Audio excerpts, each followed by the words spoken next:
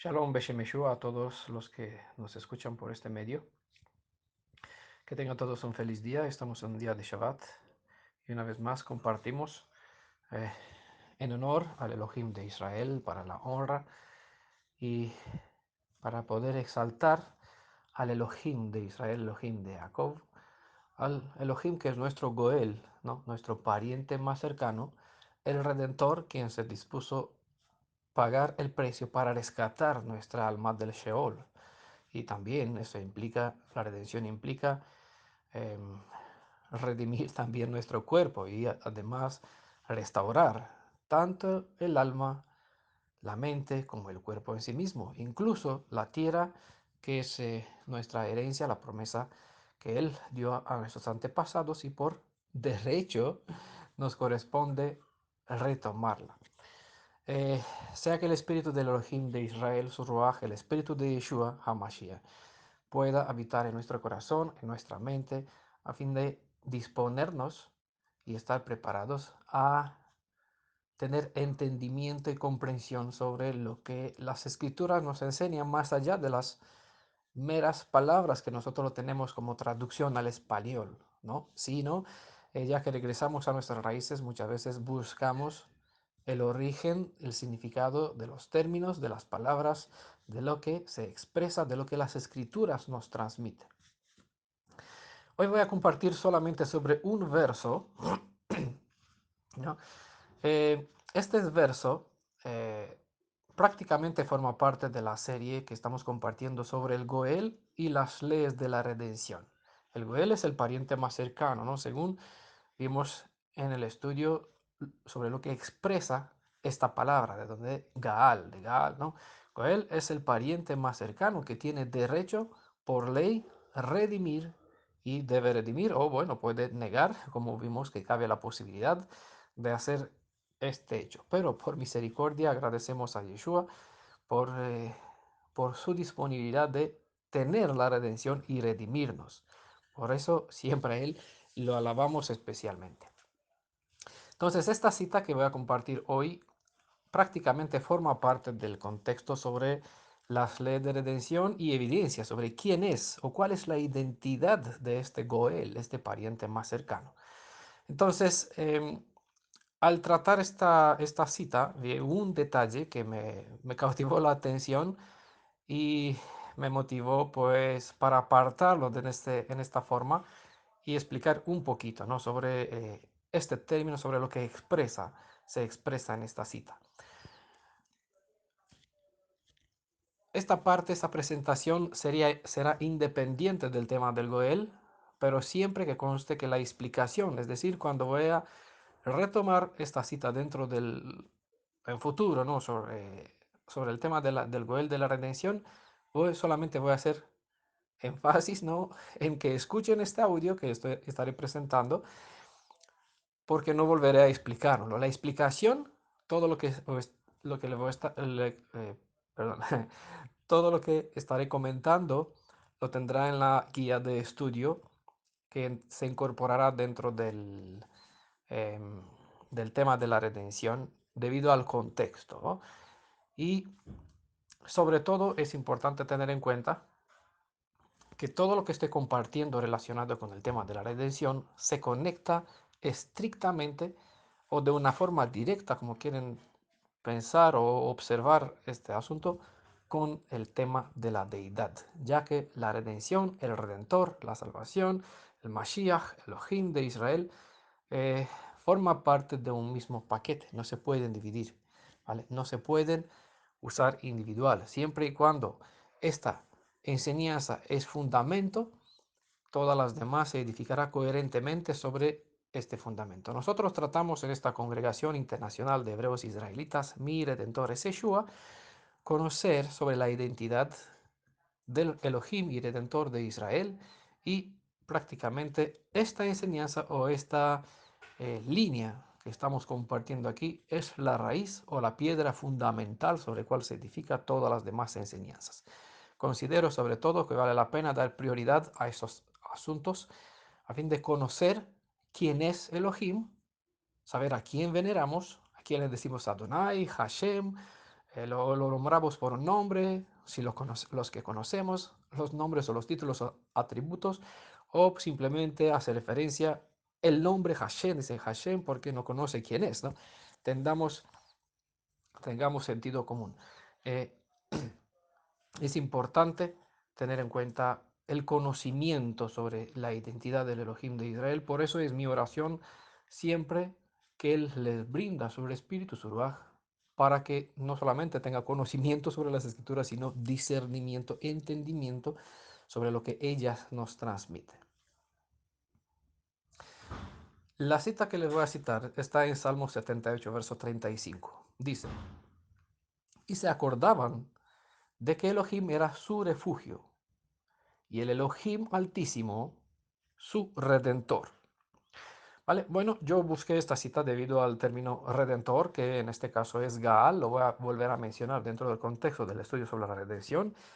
Por cierto, vamos a ver, ya que alguna persona me preguntó si habrá más estudios, sí, habrá mucho más. Aquí es un tema bastante largo, tenemos bastantes citas para identificar una y otra vez quién es este Gaal, este es el Redentor, el Goel, ¿no? De donde viene la palabra Goel. ¿Quién es él más allá de las palabras? Y así, entendiendo el contexto donde se emplean los términos, tratamos de conocerlo mucho mejor. Entonces, quiero aprovechar esta cita para hacer una aclaración sobre el título que muchos de ustedes lo conocen, el León, ¿no? Todos escucharon, creo que este título referente al Elohim de Israel que dice el Elión. Y aquí, en nuestro texto, Salmo 78, verso 35, y el Elohim altísimo, ¿vale? Donde está traducido aquí en español con altísimo, en hebreo está la palabra Elión. En las escrituras, este término se usa unas 53 veces y no siempre se usa como referencia al Elohim viviente, Elohei Jacob, es decir, al Elohim de Israel. Recordamos que el término Elohim, este título Elohim, está en plural. Siempre, según el contexto, se puede referir a una persona, a un ser humano que ocupa un lugar de autoridad, de poderoso en ese sentido. Se puede tener como referencia a una deidad ajena, un mito, un ídolo, una deidad, ¿no? Ajena. Se puede usar también para el Elohim de Israel. Siempre hay que tener en cuenta el contexto del uso al ser plural. Por eso, cuando se refiere específicamente al Elohim de Israel, hay contextos donde lo pone en singular Elohei Yaakov. Pero tengan en cuenta que el término es plural. Elohim es plural. Este término en hebreo, Elión, significa elevación prácticamente. Es un adjetivo. Desde aquí y por comparación, el término, cuando se refiere al Elohim viviente, se usa con el sentido de elevado. Elión, el término hebreo, significa o se puede traducir por altísimo, alto, de mucha estima, exaltar, excelso, mayor, superior, altura por ende, ¿no? Es decir, algo por comparación que está más bajo. Todos esos términos que los enfaticé se usan por comparación. Altísimo en comparación con algo que es más bajo. De mucha estima porque hay otros que no tienen tanta estima. Más exaltado se le da más honor porque hay otros que son inferiores. Excelso, que está a lo sublime, ¿no? Hay otros que no llegan a esta altura. Mayor, entendemos, superior, altura, bueno, todos expresan, son los sentidos de este término hebreo. Entonces, la palabra Elión indica hacia algo que como posición ocupa un lugar, lo más alto, en contraste con algo que se encuentra en una posición inferior, es decir, lo más bajo. Un ejemplo donde pueden ver este término Elión está en Génesis capítulo 40, verso 16. Eh, donde 16, 17, bueno, en el canastillo más alto, dice en el texto. Aquí el término más alto que ha sido traducido en el hebreo, del hebreo al español con más alto, en hebreo está Elión. Como decir, en el canastillo Elión, es decir, más alto, había de toda clase de manjares de pastelería. Era Este es parte del sueño de la persona que servía al faraón. Este les hacía los pasteles, los panes, ¿no? Y tuvo un sueño, de donde las aves, ciertas aves, pues comían de esta canasta. Entonces había una más alta, ¿vale? Aquí se usa el término elión para identificar que había unos frascos más altos que otros. Les presento esto para que conozcan que no siempre la palabra Elión se usa como título para nuestro Elohim. Otra cita donde se usa ese término Elión está en Ezequiel 42, verso 5, y se refiere a un cierto piso que era más Elión, es decir, más alto, en comparación con otras habitaciones que tenían un techo inferior. ¿Vale? En el contexto de Ezequiel 42 se menciona por qué había un piso más alto, porque había unos túneles por debajo. Entonces, para dar altura a los túneles, había una habitación eh, por encima de las demás, por ende, pero era más estrecha, ¿no? Bueno, pueden ver el contexto y que sepan que en esta cita está el término donde se refiere a esta habitación que tenía un techo más alto, el piso más alto, se usa el término Elión. Eh, en Segunda de Crónicas, capítulo 7 verso 21 tenemos una cita donde la palabra Elión se usa con un lenguaje figurativo que se aplica a la casa, al templo que edificó Salomón. La palabra Elión se ha traducido con excelso, sublime, imponente, ilustre, exaltado, glorioso, grandioso. Todos estos traducciones, sentidos de las traducciones que pueden encontrar en otras ediciones bíblicas como referencia al templo de Adonai que Salomón edificó en Jerusalén, obviamente. Una cita bastante interesante se encuentra en el Salmo 87, que es un poema de Eitán. Quizás será un cantor descendiente de Levi designado por David, según se menciona en 1 Crónicas 15, 17, 19, o puede que se trata de un otro Eitán. Hay ciertas referencias, no está muy claro quién es esta persona, pero este hizo un poema donde trata específicamente sobre David. Parte del capítulo es usado como referencia al Mashiach, por los que desde este punto de vista, después del Mashiach, obviamente, los creyentes en el sea cristiano, sea mesiánico o judíos mesiánicos, allá vivir en el cumplimiento de todas las escrituras sobre Mashiach, sabiendo que él ya vino, pues aplican parte de esas citas al al Mashiach, ¿no? Al Mashiach, es decir, nosotros sabemos que el nombre verdadero y la persona correcta, según el nombre y el oficio, es Yeshua. Bueno, no lo quise mencionar debido a estas otras fuentes, quien tiene otros nombres y obviamente muchos adoran otras deidades usando el título, incluso a veces el nombre del Elohim y Redentor de Israel, Yeshua. Pero que tenga sentido común y que entienda que los mesiánicos, que usa otro nombre que no es Yeshua, o los cristianos, que veneran la Trinidad, pero consideran que Yeshua es el nombre hebreo de esta deidad, que en realidad no es más que Tamuz, eh, no entra en mi forma de hablar sobre ellos porque no tienen nada que ver con eso. Siempre trato de separar estos asuntos entre sí, porque hay muchos mesías, muchos ungidos, muchos embusteros que hacen uso o mal uso del nombre de Yeshua, tratando de suminar o suplantar o tomar sobre sí la autoridad eh, del Elohim, del nombre de Elohim de Israel, a fin de que su culto de estas deidades ajenas siga perdurando, bueno, hasta el día de que serán destruidas también. Bueno, centrémonos en esta cita porque es aquí el asunto que les quiero comentar. Con decir el Mashiach, nos referimos a la persona ungida o hacia quien las profecías indican ser nuestro pariente cercano, aquel que redime y restaura. En realidad la cita no se refiere directamente al Redentor Goel Yeshua, sino a su antepasado y padre David. ¿Vale? Me refiero a la cita del Salmo 89, verso 19 al 22 dice lo siguiente, y aquí especifica. Es bueno que tengan en cuenta todo el contexto del Salmo 89. Yo, para centrarme en el asunto sobre el Altísimo, sobre este término Elión, ¿vale?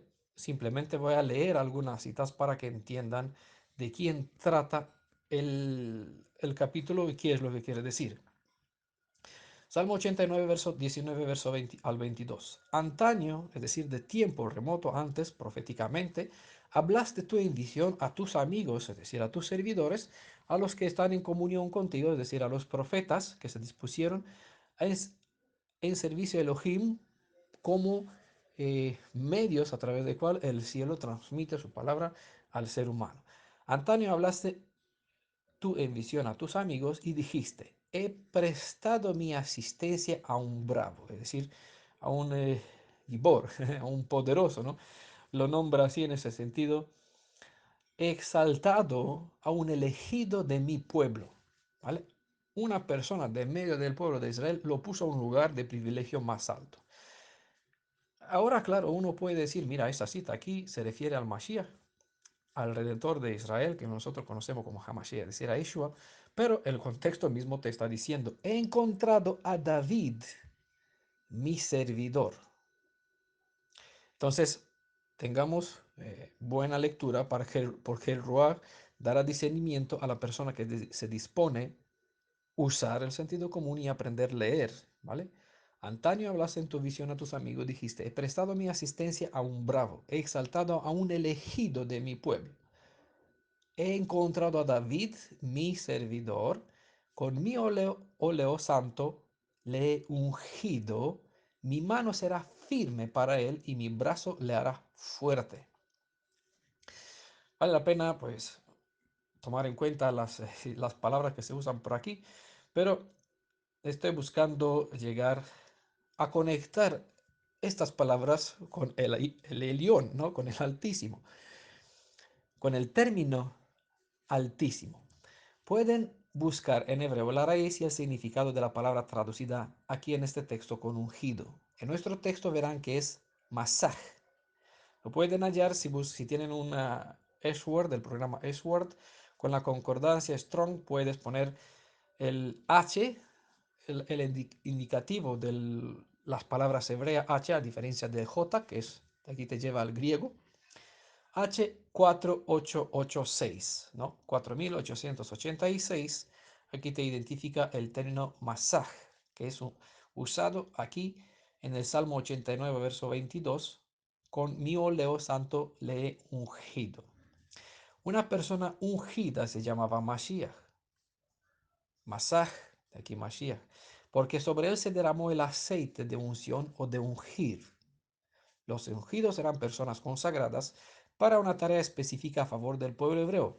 Aquí pueden ver que los escudos se ungían, el santuario fue ungido, los levitas, la casa de Aarón, la casa de los sacerdotes eran ungidos, ciertos profetas, ciertos reyes en Israel fueron ungidos. Y aquí se indica, he encontrado a David mi servidor. ¿Quién lo ungió? Pues Samuel, ¿ah? Cuando estuvo después de Saúl, del hecho con Saúl, cuando ese se apartó de Elohim en su espíritu, eh, Elohim mandó a elegir un hombre conforme a su corazón, y de los hijos de Isaí encontró al más pequeño, el séptimo en número, y sobre este derramó el cuerno de aceite, un aceite especial que se encuentra en las escrituras con su fórmula de cómo hay que hacerla, ¿no? No es cualquier clase de aceite, un aceite que no se podría repetir, es decir, nadie en el pueblo podría darle uso, excepto para las cosas sagradas. La cita que les quiero presentar prácticamente se encuentra en el verso 27 del Salmo 89.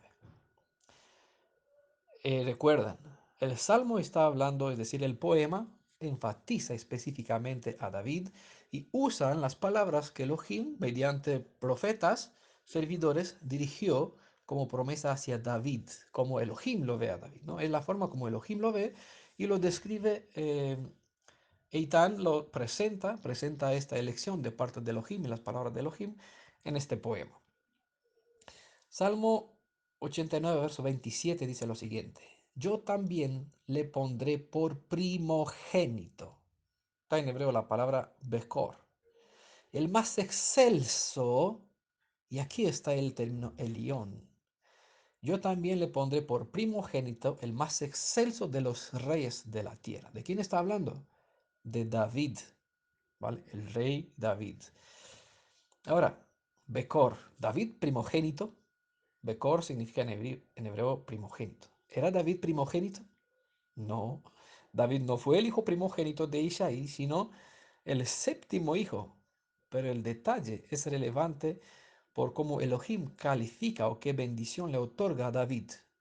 Se entiende que cuando hablamos de David, la bendición que descansa sobre él se refrigere, se extiende sobre su casa, por ende sobre todo su linaje que desciende de él, sobre todos sus hijos. A pesar, David, a pesar de que no era el primero de los hijos en el orden del engendramiento, Elohim viviente, Elohim de Israel, le brindó la bendición o le otorgó a David la bendición que recibe un hijo primogénito. Por ejemplo, si leen el Éxodo capítulo 6, verso 14, verán que Rubén fue el primer hijo varón engendrado a Jacob. Rubén era considerado el primogénito de Israel, si no me equivoco, en el Salmo Éxodo 6, 14, exactamente así se menciona, porque en realidad Jacob fue cambiado su nombre en Israel. Entonces, el escritor de esta secuencia, de esta narración, lo menciona, el primogénito de Israel. De aquí queda como término que se usa dentro del en futuro eh, y se aplica también a Mashiach, es el primogénito de Israel. Pero Yeshua no es primogénito de Israel, ¿no? El primogénito de Israel en realidad tenía que ser Jacob. Ser primogénito es un derecho que se puede perder debido a las malas acciones y por ende este primogénito de Jacob, primogénito de Israel, perdió su derecho. Como saben, para más detalles sobre este tema, les recomiendo ver el estudio llamado El derecho del primogénito, porque este primogénito fue dividido, este derecho del primogénito que tenía que tener Rubén fue dividido entre la casa de Judá y Efraín y Manasés, ¿no? Sobre ellos, sobre la casa de Judá y Efraín y Manasés, fue dividido el derecho que tendría que tener, tuviese que tener Rubén. Entonces se le quitó toda esta soberanía, se le entregó la autoridad, la bendición de autoridad como gobernante a la casa de Judá. Por eso la vara del reino está en la mano de Judá y no se quitará hasta Shiloh.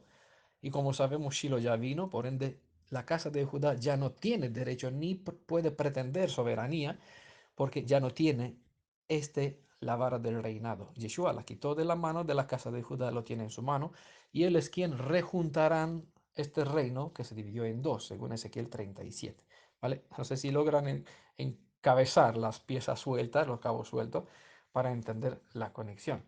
Y la parte de la bendición, de la multiplicación, descendió sobre la casa de Efraín y Manasés. Bueno, aunque el primogénito, ¿quién era? Manasés, ¿no? La bendición fue dada primeramente a Efraín y después, en segundo lugar, a Manasés. Nada es casualidad y no es la primera vez cuando este hecho se revela en las escrituras, aquí en el caso de David, haciéndolo primogénito por encima de los otros seis hijos suyos.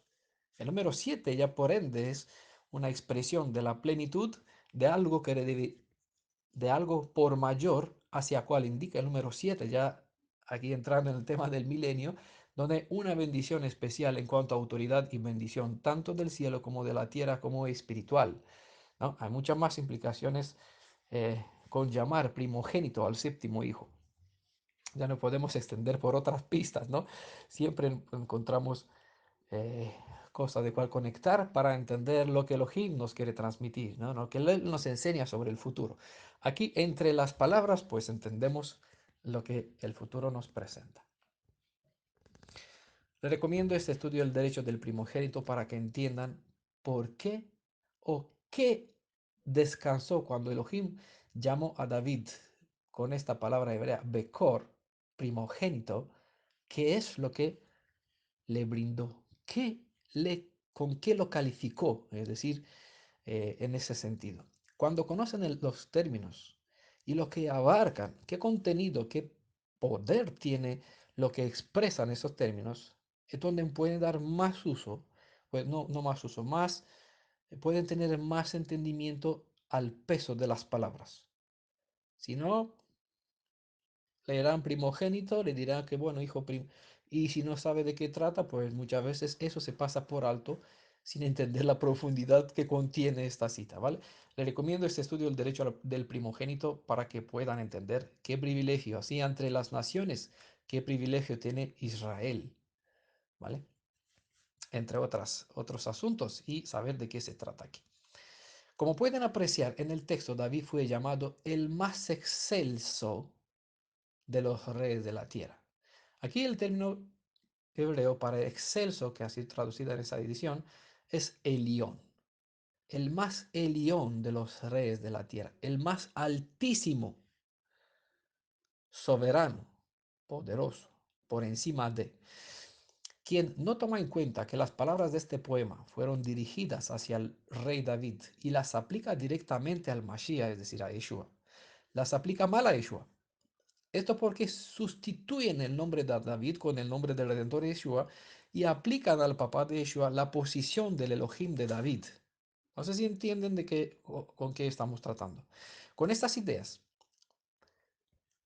que, que aquí está hablando el padre de Yeshua hacia Yeshua y que no está el Elohim del Tanaj que se dirige a David, su servidor, sin conocer quién es en realidad el Elohim del Tanaj, lo mal aplica al Yeshua y confunde al Elohim del Tanaj con el padre de Yeshua.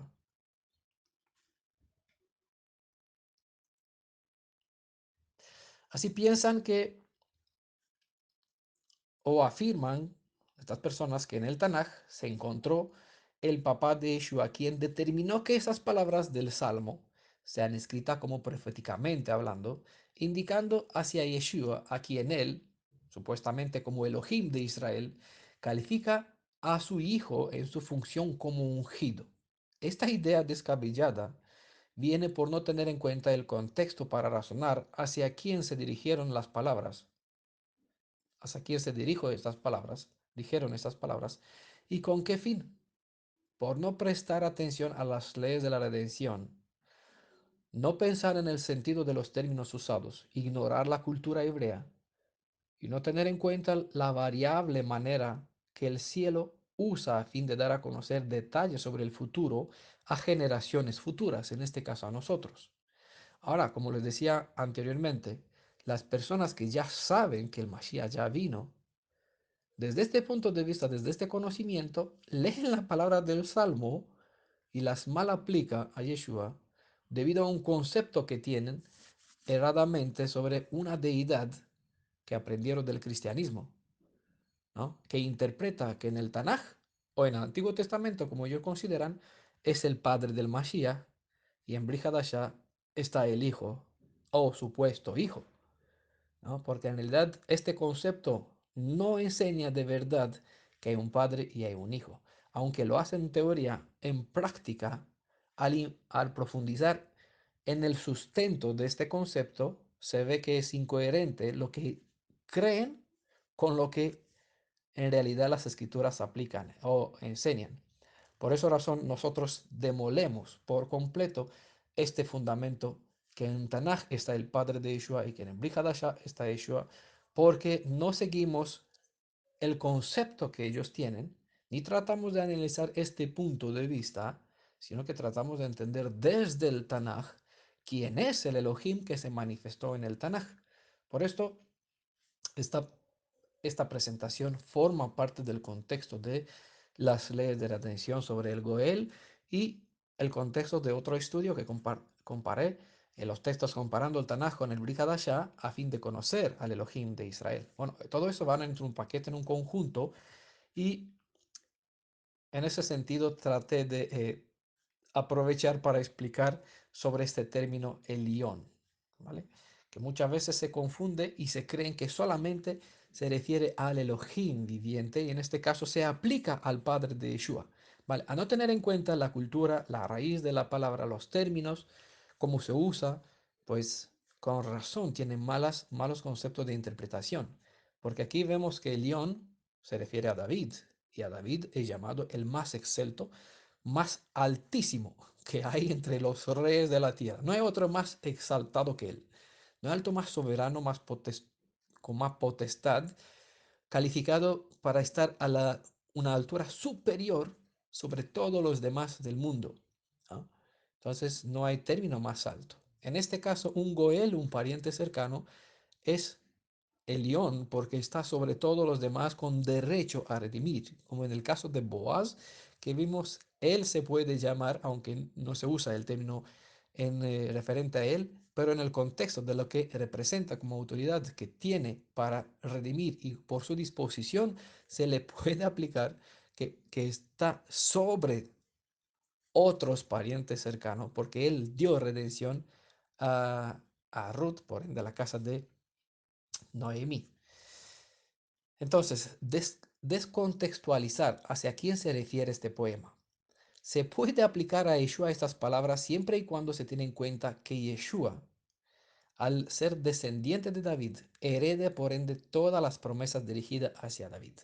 Entonces, cuando no se tiene en cuenta lo que le acabo de decir anteriormente sobre cultura, tradición, sentido, contexto, cuando se descontextualiza esta cita, es decir, se le quita lo que le es otorgado a David de parte de su Elohim.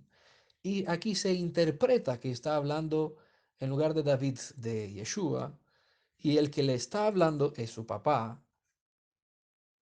Aquí se malinterpreta todo y abre un montón de cabos sueltos que obviamente pone en contraste y en conflicto los escritores del Tanaj con los escritores del Brit Hadashah. Es precisamente la sopa, el caos, la confusión, la Babilonia que el enemigo trajo sobre nuestras enseñanzas y el mundo yace en tinieblas y el pueblo perece por falta de conocimiento porque ni los instructores saben ni les interesa saber para presentar quién es la raíz o la piedra angular de nuestra fe sobre cual se edifican todas nuestras enseñanzas.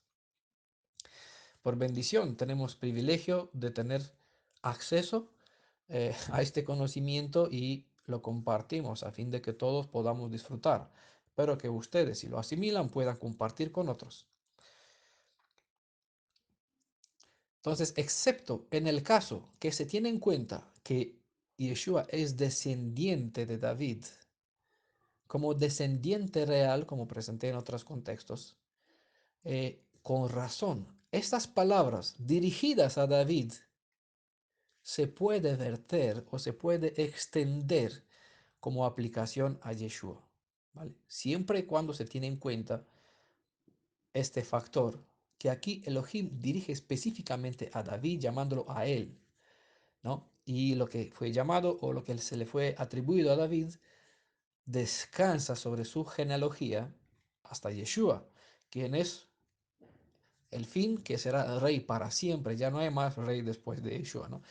Yeshua es el por plenitud, porque es el cumplimiento final de todo su linaje, que un rey será rey de las naciones, rey para siempre, nunca cesará su linaje, ¿vale? En Yeshua descansa todas las promesas que se le fue prometida, no del Padre de Yeshua hacia Yeshua, sino de Elohim de Israel, quien es Yeshua en realidad, a David, ¿vale? Y por David, estas palabras siguen siendo vigentes en Yeshua. Entonces, las personas que conocen a Yeshua y conocen el Tanaj, al saber qué palabra fue dirigida hacia su antepasado, puede calificar o puede descansar su confianza plena en Yeshua, quien es el final del camino donde paran o donde se centran todas las promesas dadas a David. ¿Vale? Si me entienden correctamente, amén.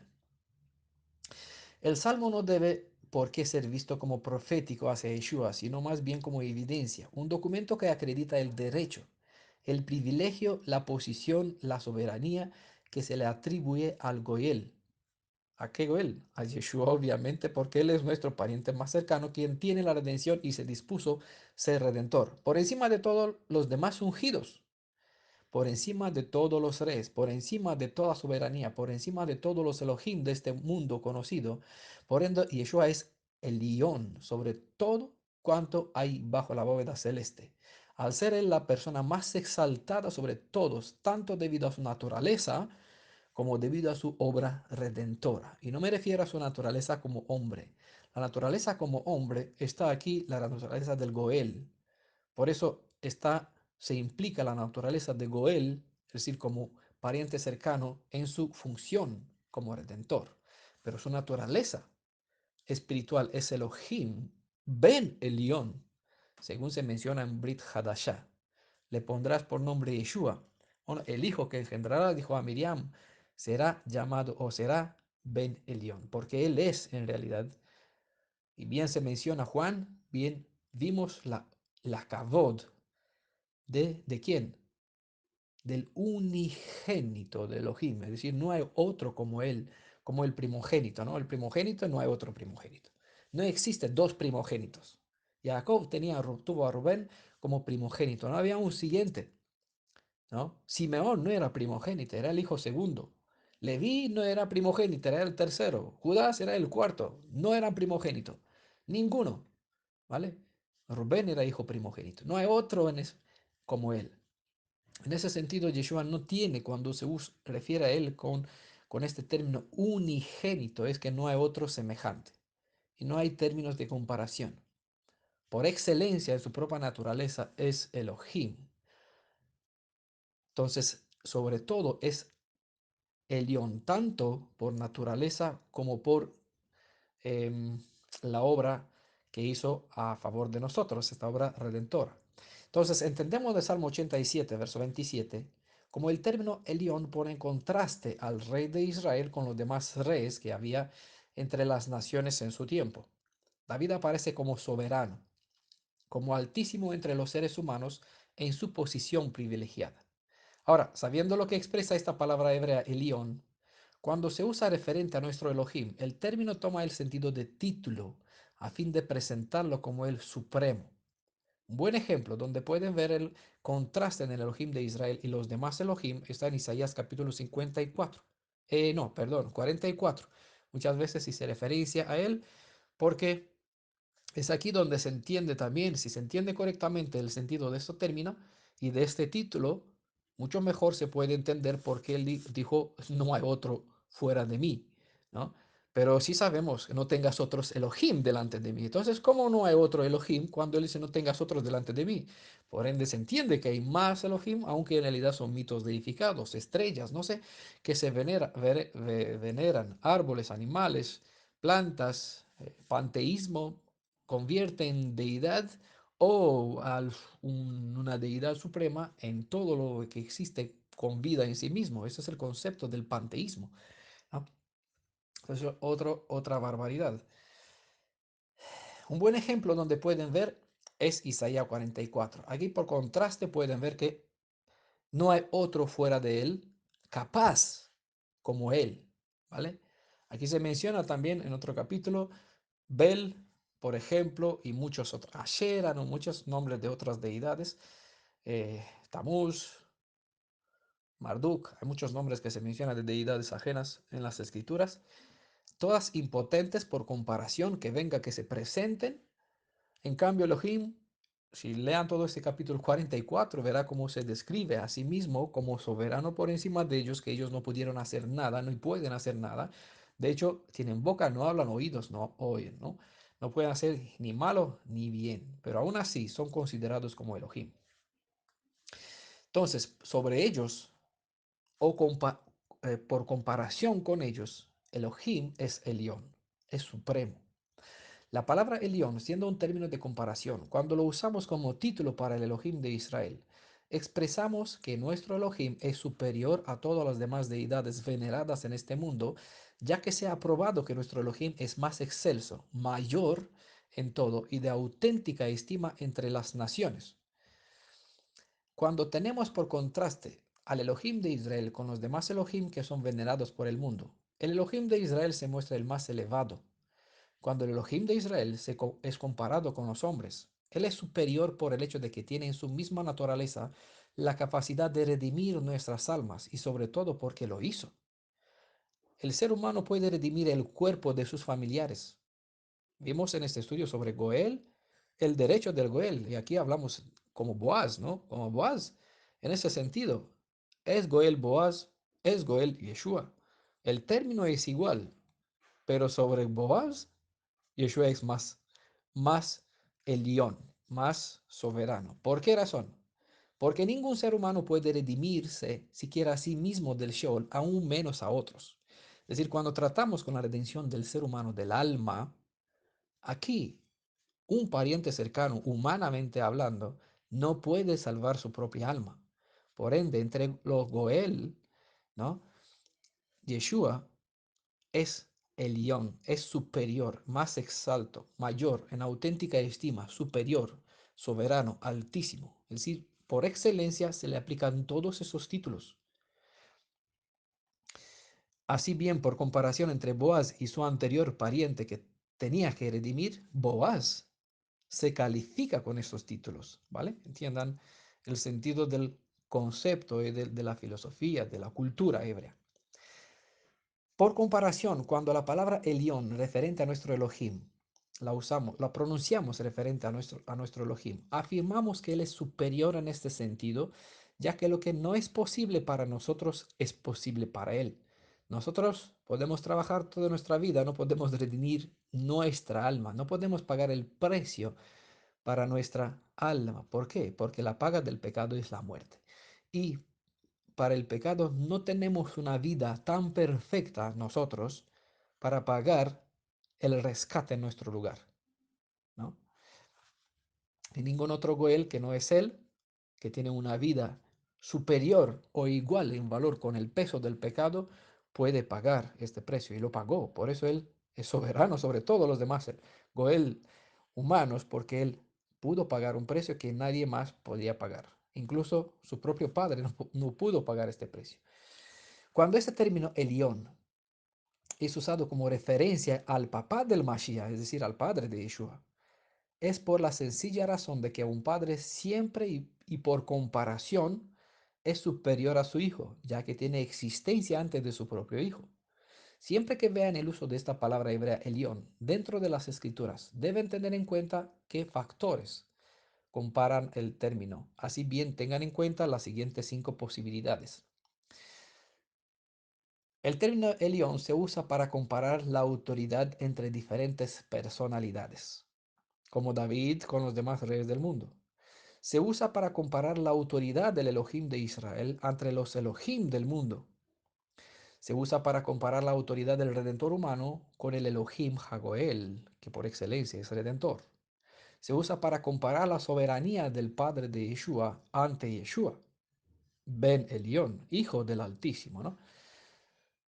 Al ser Padre, obviamente, dentro de la Torá está incorporada una instrucción y ordenanza acompañada de una bendición, respetar a los padres. Por ende, se le da el título de Elión a los padres. En este caso, al padre de Yeshua es llamado Ben al Elión porque es superior, es soberano antes que su hijo. Se usa para comparar ciertos, es el quinto lugar, para comparar ciertos lugares, como pueden observar en Josué capítulo 16, verso 5, o como les mencioné, diferentes alturas de piso o de canastas, ¿no? Diferentes factores. También tiene un uso genérico. Siempre y cuando comprenden el orden de las comparaciones y el sentido del término, les será más fácil comprender por qué razón Yeshua, siempre que se refiere a su papá en Brihadashah, lo exalta como superior e incluso lo llama Elohim suyo. Me voy a mi Elohim y vuestro Elohim, a mi padre y a vuestro padre, ¿no? Sobre esta cita o sobre este concepto siempre estamos hablando porque siempre vamos a exaltar cuando hablamos del plan de redención a Yeshua y a su Padre, al Padre y al Hijo, ¿no?